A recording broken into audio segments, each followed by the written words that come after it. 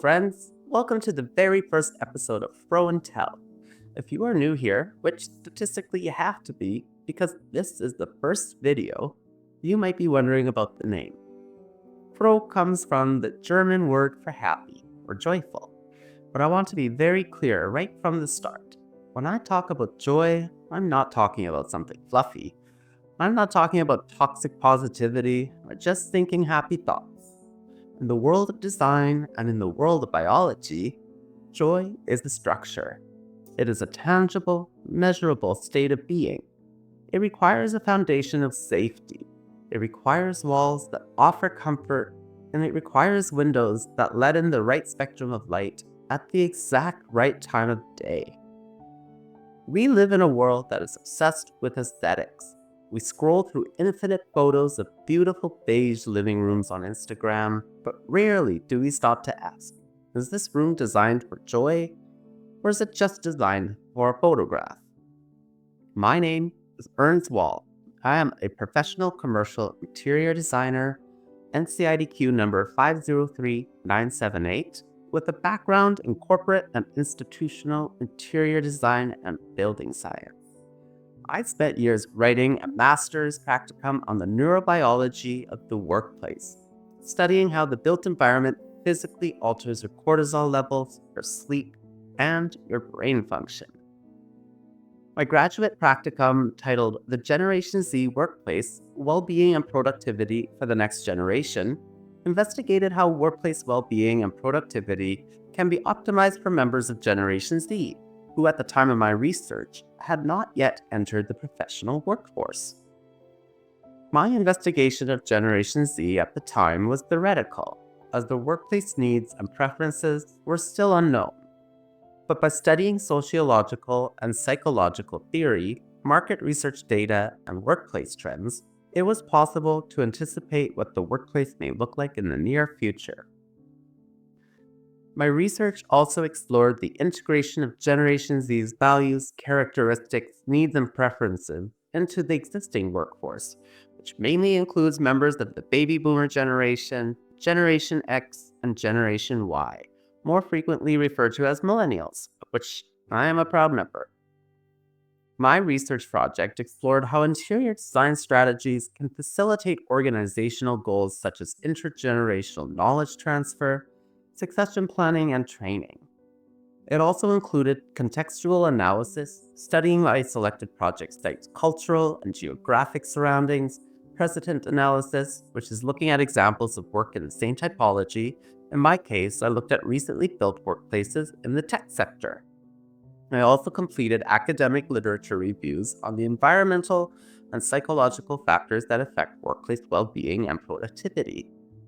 Each investigation provided valuable insights towards designing the Generation Z workplace. The culmination of all this research was a design project in which I translated the body of research into a workplace design, complete with construction drawings and visual renderings of various spaces.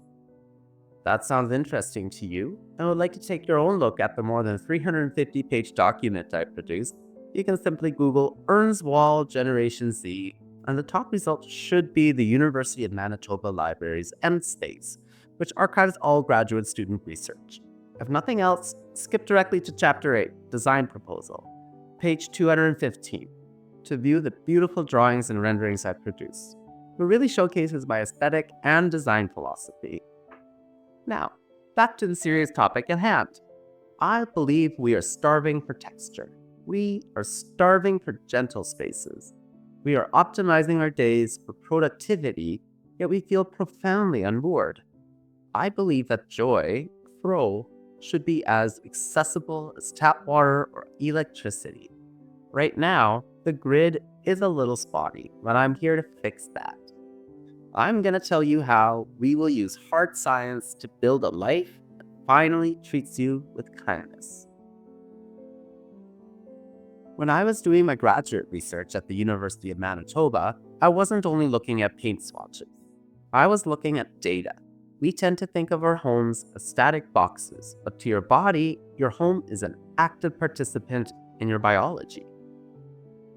Let me give you 3 numbers from my research that changed how I see everything. Number 1, 46 minutes. Studies show that office workers with access to natural daylight sleep an average of 46 minutes more per night than those without. Think about that. You aren't tired because you're lazy. You might be tired because your architecture is failing to signal your circadian rhythm. Number 2, 101%. We worry about pollution outside, but indoor air quality is often worse. Research found that when you double the ventilation rate in a room, lowering the level of carbon dioxide and volatile organic compounds, cognitive function scores increased by 101%. If you feel brain fog in your home office, it's not just in your head. It is your head, suffocating on a lack of fresh air. Number 3, 66%. We found that background noise, that low-level hum of traffic, or the mechanical heating, ventilation, and air conditioning system can account for a 66% drop in performance. Your brain is burning expensive glucose just trying to filter out the noise so you can focus. This is what I mean when I say design is biology. The political scientist Ronald Inglehart had this theory called the scarcity hypothesis. Basically, when you are fighting for survival, food, safety, you are a materialist. You care about order and security. But once those basic needs are met, you shift to post-materialist values. You start caring about autonomy, self-expression, and quality of life. Most of our homes are still designed for materialism. They are designed to look rich, to look stable, but we need homes designed for post-materialism. Homes designed for self-actualization. We need spaces that don't just store our stuff, but actually support our growth. To understand why I care so much about home, you have to understand that for a long time, I didn't really have one. I'm a gay German Mennonite Mexican-Canadian immigrant. And if that sounds like a lot of conflicting labels, it is. I am what you might call a glitch in the algorithm. I was born in the Mennonite colonies of Chihuahua, Mexico. My ancestors were the Wall family. 500 years ago, they were Dutch engineers, masters of water. They built the dikes that kept the sea out of Europe. They were experts in creating safety. But they were also refugees, running from Prussia to Russia to Canada to Mexico. Always running, always building walls to keep the world out. Growing up, I felt unsafe in my own skin. I was a gay boy in a fundamentalist world. I learned very early on that safety isn't just about a lock on the door. It's about Geborgenheit. That's a German word that doesn't really have an English translation. It means feeling secure, warm, and held by a space. So, what are we going to do on this channel? We are going to bridge the gap between the hard science, the acoustics, the lumens, the cortisol, and the soft landings, the joy, the comfort, the Froh. We are going to apply the Froh filter to your home. Here is the core philosophy. Number 1, mess is not a moral failing. In my research, I looked at the territoriality, the human need to mark space. If your house is messy, it's not because you are a bad person. It's because the design is failing your biology. We don't shame the user, we fix the system. Number 2, design for the animal. You are a sophisticated human, yes, but you are also an animal. You exhibit thigmotaxis, wall-hugging behavior, and you need refuge, a place to hide and prospect, a view of the world. If you feel anxious in your open-concept living room, it's because your animal self feels exposed. We're gonna fix that. No more color of the year. I do not care what Pantone says. I care about how the frequency of light entering your retina at 9 p.m. affects your melatonin production. We are gonna design for your nervous system, not for trends. I'm a well-accredited professional, which means I hold certification in the absolute highest level of biological and neural-inclusive building science. But here's a little secret about the design industry, and the main reason I'm sitting in this chair talking to you today. I've spent years holding onto this life-changing biological design knowledge, just yearning for an opportunity to actually use it. I realized I was waiting around for a client to give me the permission to design with kindness. But why should this data be locked behind a corporate paywall? We spend a third of our lives at work, but we spend the rest of our lives, our real lives, at home. And our homes are often completely failing us. They are lying to our brains. They are keeping our cortisol levels artificially high.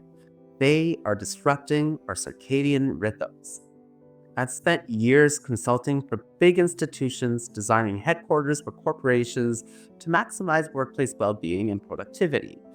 But my heart is here, helping you build a better everyday life. I want to democratize this science. I want you to have the same data that corporations have access to. I want to hand you the blueprints. I want to empower you to be the architect of your own well-being. And I realized that I am uniquely positioned to do this. There are plenty of designers online talking about trends, and there are plenty of scientists talking about data. But there are very few people who sit right in the middle, who can read the academic paper on neurobiology and then tell you exactly which light bulb to buy at the hardware store. So, what is the actual plan? How do we build this? My approach is to get the flywheel spinning. I am going to seed the ground. So, where do we start? I have already mapped out the first few episodes, and I want to give you a preview of what is coming up in the first 3 Froh Tell videos. Up next, in episode 2, we are talking about light. Specifically, why your home is lying to your brain. We are going to look at the neurobiology of lighting, melanopic lux, the suprachiasmatic nucleus, and why those 5,000 Kelvin daylight bulbs in your bedroom are chemically preventing you from sleeping. In episode 3, we are tackling the open concept myth. We are going to discuss why tearing down all your walls might actually be making you anxious. We'll look at prospect refuge theory, the evolutionary need to have your back protected, and why thigmotaxis or wall hugging is a sign your design has failed. And in episode 4, we are going to talk about performance. We'll look at the sociology of Irving Goffman and the difference between front stage and backstage. We'll discuss why your home feels like a content studio and how to stop performing for an audience that isn't even there. These first few videos are the foundation. They are the core sciences of the Froh philosophy. I'm also getting to work on Froh Good, our charitable arm. We are starting right here in Victoria, BC with locally focused art education projects to bring creativity back into the community. But here is the most important part. That is just the start. I have enough ideas to keep this channel running for a decade, but I don't want to build this at you. I want to build this with you. The real magic happens when the community grows, and I want you to have real input on the curriculum. So as the community grows, I want us to have real conversations about what I cover next. Should I do a deep dive on acoustic privacy, or should we talk about the ergonomics of aging? This isn't a lecture hall where you just sit and listen. It's a collective. Your voice matters here. If you want to go deeper than YouTube allows, everything we do lives under the umbrella of Froh Collective. If you want to support this channel directly, please check out our Patreon. Every dollar there helps me spend more time here, building the library of kindness with you. It's also where you can vote on future topics and get behind-the-scenes access to the channel. So if you want to learn how to design with kindness, science, and a little bit of joy, please hit that subscribe button. I have a question for you to start us off.